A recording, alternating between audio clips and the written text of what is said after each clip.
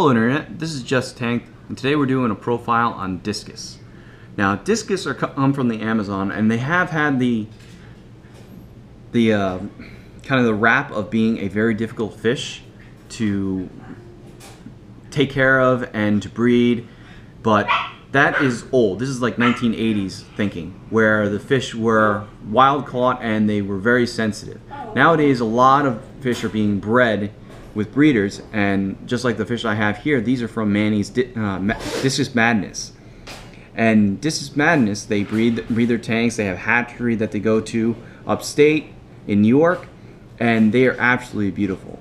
Now, Discus are known by their name Discus because, well, they look like a disc. These guys can grow from 1 inch all the way up to like 5 to 7 inches.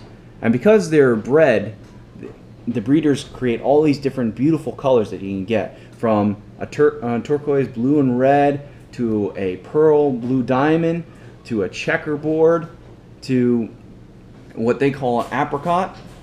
And I actually don't know specifically what this guy is. I think he's some sort of red melon or super red, but I'm not entirely sure.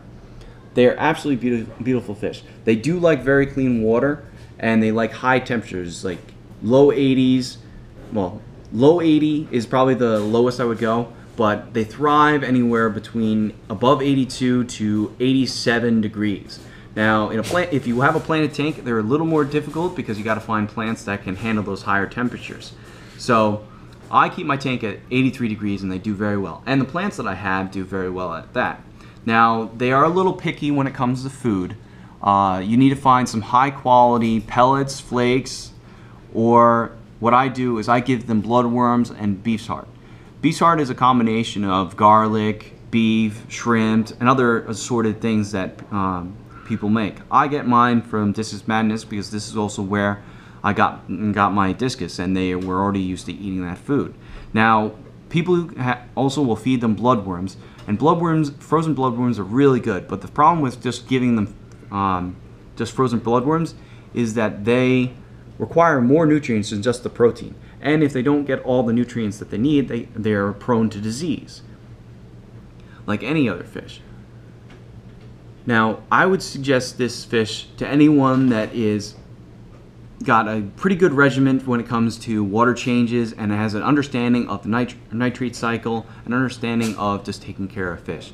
It is not a fish that you need to be a super advanced person. I started doing aquarium and aquascaping a little over a year ago, maybe a year and a half, and I've progressed to the point where I think I can be successful with Discus. Now, I'm hoping later in the future, when these guys mature a little bit more, I'll be able to breed them, but that's for another video. Now, I would suggest these guys to anybody that really wants some color, and they're really good if they school together. Now, they can be stressed a lot more if they're in a number of like 1 or 2, and if you get up to like 5 and more, they're really beautiful and really colored, and they really work together. Now, they are cichlids, so they do have a pecking order, but if you have enough room in your tank, it won't be a problem.